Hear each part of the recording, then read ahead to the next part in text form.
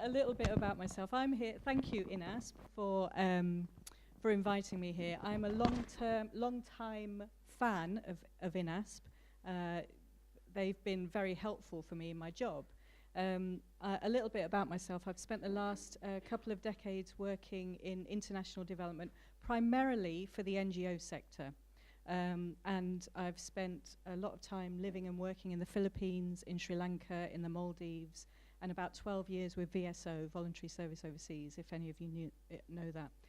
About 4.5 years ago, I found myself working at the University of Leeds as the Research Communications and Uptake Manager for a health consortium, a health consortium called COMDIS HSD, Communicable Diseases Health Service Delivery. My role is to, I have a gigantic portfolio of overseeing all the journal articles, all the policy briefs, all the research briefs, all the case studies that are produced across 24 projects across several developing countries that we work in. And my role, more and more, has been to make sure that these findings, these research findings, are made available for free. And they have to be made available for free because part of our remit is to help progress the Sustainable Development Goals as best we can. And so we are based in some of these countries. So that's us in the UK. We are 100% funded by DFID, Department for International Development. DFID has a funder mandate on open access, which came into being in the middle of our contract. So then we had to go through quite a learning curve to make sure that we were fulfilling our obligations. Our other partners, the Centre for Global Health Research in Ghana, we used to work with them until very recently. We spent several years working with them. We've got Good Shepherd Hospital down there in Swaziland, a rural clinic. We've been working with them for years as well. We're very lucky to work with the Malaria Consortium in several countries. Currently, we're working with them in Ethiopia and in Myanmar. We used to work with them in Uganda and Zambia too, so they have a very good reach. We work with the Association of Social Development in Pakistan. We work with HERD in Nepal, and we work with ARC Foundation in Bangladesh.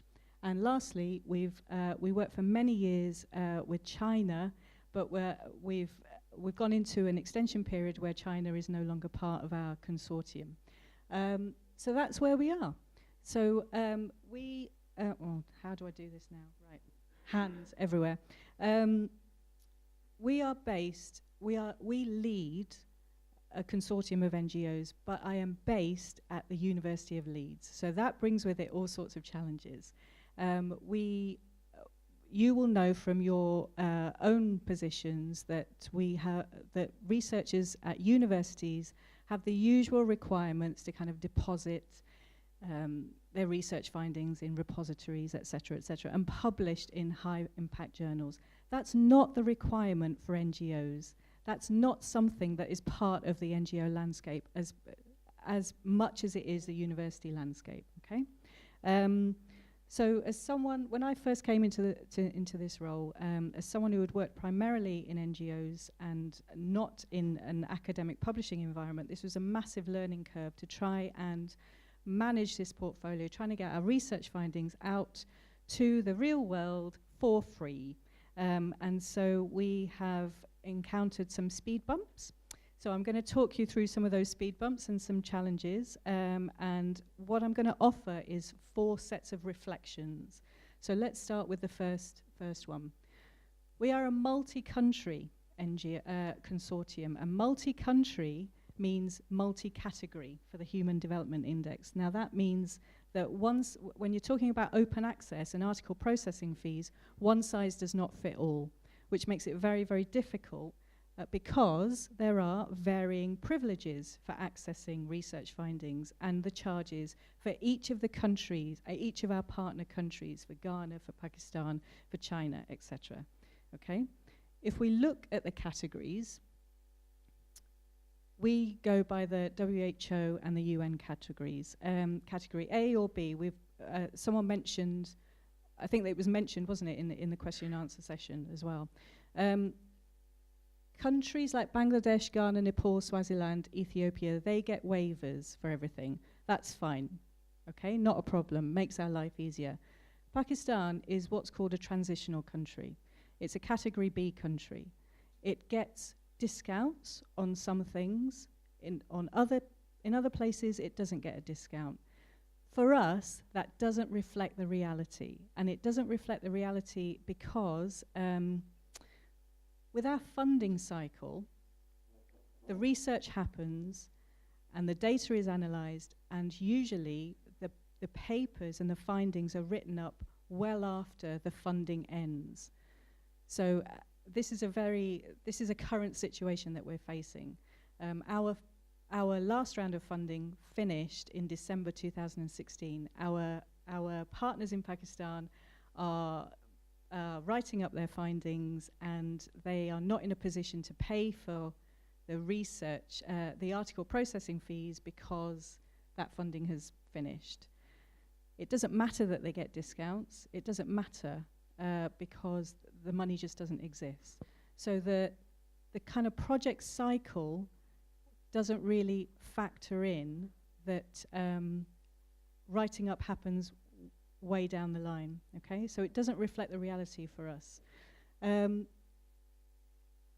China, as well, is not classed. So China is nowhere on the HDI, which means they have to find their own money to have to pay for article processing fees. And of course, we're based in the UK, which means we basically get an access all areas, golden pass. We've got the keys to Narnia, basically. We can do what we want with it. So it makes it very difficult from a planning point of view to plan in the long term, to kind of budget as well. But it's not just about being kind of multi-category either. There are other kind of speed bumps. And when I spoke to our project officer in Ethiopia, this was the thing. These were the kind of things that they were coming out with. So they said that the major difficulty they face is not being able to get full articles. But then when they Google the subject, which I may want to get, I may get an interesting abstract. When I try to get the whole article, it might require online registration or payment. Basically, what she's saying is there's too much bureaucracy involved. So although Ethiopia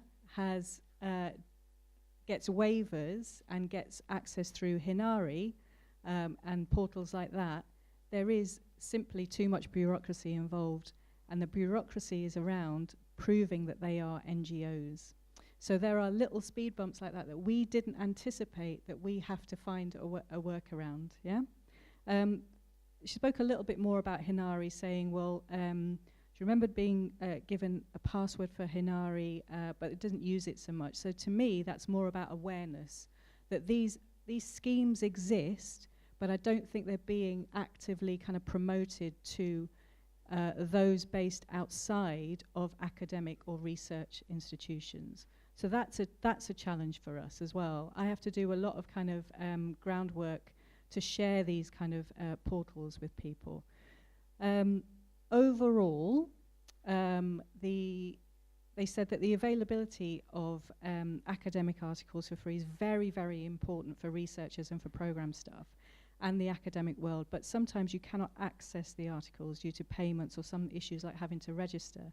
Now, on the face of it, it's very easy to think, well, what's the problem? Everyone registers for stuff. You know, when we're shopping online, we register for stuff. When we're signing up mobile phone contracts, we register for stuff. What's the issue?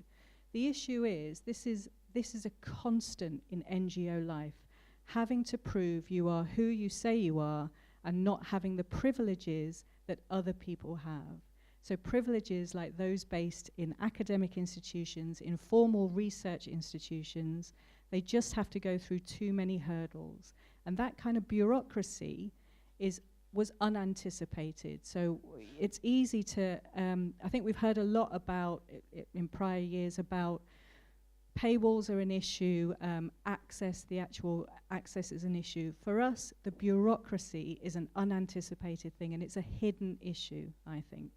And also the kind of awareness that NGOs have of the schemes that are available for them to help them access research findings. So that's unanticipated. So the second set of reflections I have is that article processing charges are very, very tricky to allocate. And this is possibly 80% of my role. The money that we spend on open access fees is taken directly from our project funds. And what happens is this eventually takes money away from the resources and the activities that we need to do to progress our work and eventually to progress the Sustainable Development Goals. So for example, do we spend £3,000 on paying the processing charges for a publication, or do we do it, or do we spend it on training doctors in a province in China? In this case, we spent it training the doctors in China. Do we spend £1,500 on designing a leaflet for a health intervention at Good Shepherd Hospital in Swaziland that will lead to people changing their lifestyle decisions to lower diabetes and cardiovascular disease? In this case, we spent it on the leaflet. Do we spend the money on an entire portfolio of publications for Nepal? Sorry, excuse me. An entire suite of publications for Nepal, or do we spend the money on updating the TB material, the guidance that's going to hundreds of clinics in slum areas in Kathmandu, in and around Kathmandu? In this case, we spent it on the material on TB for the Kathmandu region. For us, that was the right decision, but it was a difficult decision. Because don't forget, there's a funder mandate that we are under now, that we have to share our findings using open access mechanisms. And also we have to publish because we are based at a university. And the university says we should publish. So there's that extra challenge there. And so I'm not kidding when I say it was a massive learning curve. It really, really was. So that's the biggest thing there. It's very, very tricky to allocate. Ring fencing is very, very difficult as a result of all of that. It's difficult to predict what the article will be about until we see the research findings, and therefore it's difficult to predict which journal it's going to go to, and will the paper be appropriate for that. So that makes ring fencing very, very difficult. Additionally, the waivers are not guaranteed. I know it's easy for publishers to say, yeah, that's fine. If you fit this category or that category, it's not a problem. But there are issues of bureaucracy that come up to say, well, can you prove that you haven't got funding, actually? Which we didn't expect. We expect to be able to say, this person is clearly from Bangladesh, and not have to go through a back and forth when that happens, yeah? So it's my colleague in Bangladesh is, yeah, so you know what I'm talking about. There's a back and forth. It feels like it's a negotiation, which we never really kind of anticipated. And additionally, there's no real kind of consistency amongst publishers about the nature of discounts. Is it 10%, 20%? Are you part of a scheme, etc.? So we know that it's possible to get a discount, but it just feels like a little bit of a foggy environment for us to try and do that. And then finally, there are extra costs and there are hidden costs. This is the website of a journal that we publish in quite frequently. It is a hybrid journal. It's an example of a hybrid journal. It offers us the option to publish using an open access route. There's the charge there, €1,500. That's fine, except because it's a hybrid journal, we're not going to take that route. We need that €1,500 for our project work, okay? Then there's other stuff here. So there's the excess page charge, should that ever happen. We've only had to do that once, and it cost us €600.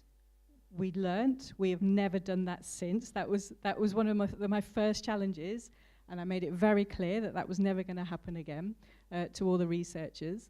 There's some other charges there. There's the color print, $950. That's kind of hepatitis A and hepatitis B drugs in Pakistan, you know? What do we do? Yeah, we're not going to have a colour diagram. We're going to actually buy the drugs. There's costs for single figures, etc., etc. So it can rack up, okay?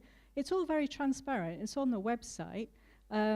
But when researchers go to submit something, it just adds another layer of anxiety. And what happens is they email me and say, what do I do? I've got a figure. Well, I don't know what to do. I don't know what to say to you. We're going to have to find the money to, like, you know, put a figure in. The interesting one for me is this €100 charge for an online appendix. It's basically moving towards the kind of open data scenario. Now, DFID doesn't, I haven't checked with DFID recently, but I don't think they have an open data mandate just yet. But I know that journals are moving towards open data. PLOS ONE, for example, has open data. Funders are moving towards open data.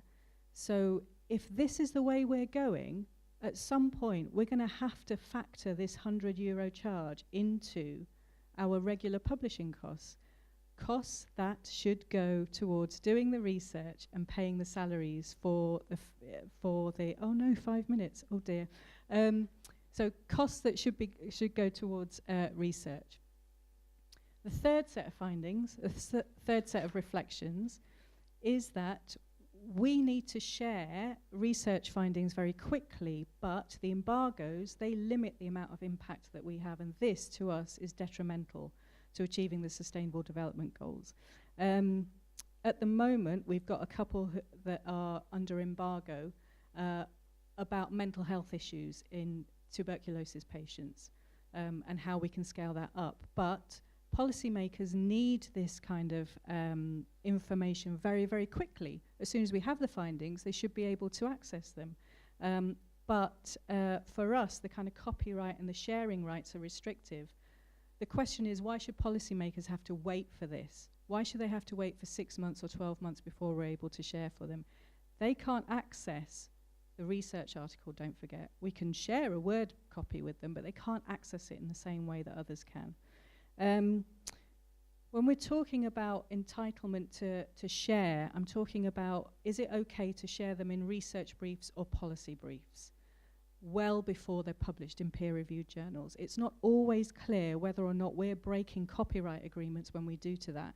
And it goes back to my prior question, why should policymakers have to wait about research that has a direct impact on their working practices at health centres?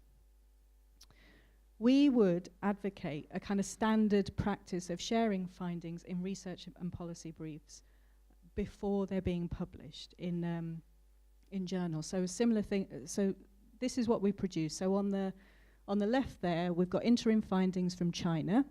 I'm walking. Interim findings from China.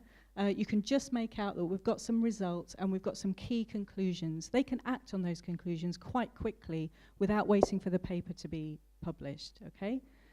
If they've got the budget to. Here's some policy recommendations from a brief produced in Swaziland. You'll see there, you can just make out, we're asking them to revisit agreements between the medical stores and the rural clinics. If they read that before waiting for the journal article, then they're able to act on it. These are reasonable recommendations, but copyright means that we might not be able to do that. So it's a bit of a shaky landscape for us. I'm whizzing through this now. I am. The other set of reflections. Please bear with me.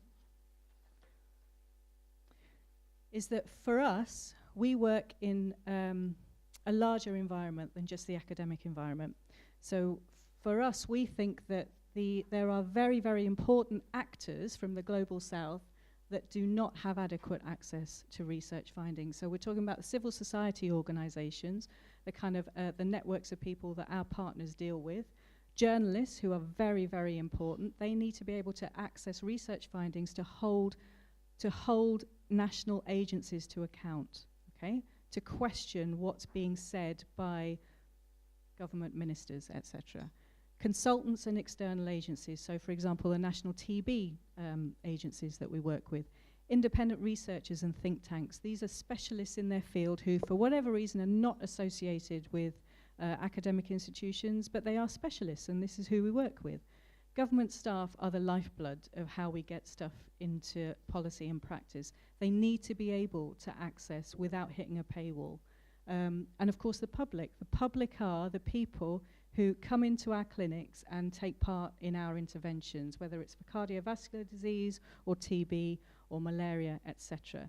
They need to be able to know what's being written for and about them and how it impacts their lives. It's as simple as that. The key thing I want to mention is that none of these types of actors have librarians or libraries to help promote that schemes exist. And this is why it feels like many actors are being on the periphery of the kind of scholarly publishing environment, okay? So what have we learned as a consortium? I've got 1 minute, honestly, last slide. That we have learned that open access has the capacity to help blur the boundaries between academia and publishing, but it's definitely not a level playing field at all. It's still, for us, an exclusive club. If you have an email that is linked to an institution, you have a golden pass that other people do not have. It is very, very, very necessary to progress the role, to progress work against the Sustainable Development Goals. It's very, very important that people are given the power to kind of read what's being written for and about them. I don't have a solution, but I would ask that institutions that have the power to grant access to other actors in the development sector begin doing that. It's as simple as that. Because research is for the public benefit, after all. What we'd like to do is move the debate beyond business models, beyond payment plans, green open access, etc., particularly for developing countries. What I've shared with you is anecdotal, but I've been living it for the last 4.5 years. What we'd like to do also is explore this on a wider scale. We'd want to ask, is what we've experienced typical for other NGOs and other actors in developing countries? And if you're interested, I'm here all day, and I'm willing to talk about anything that I've spoken about the last 23 minutes. Our door is open. Thank you for listening. Thank you so much.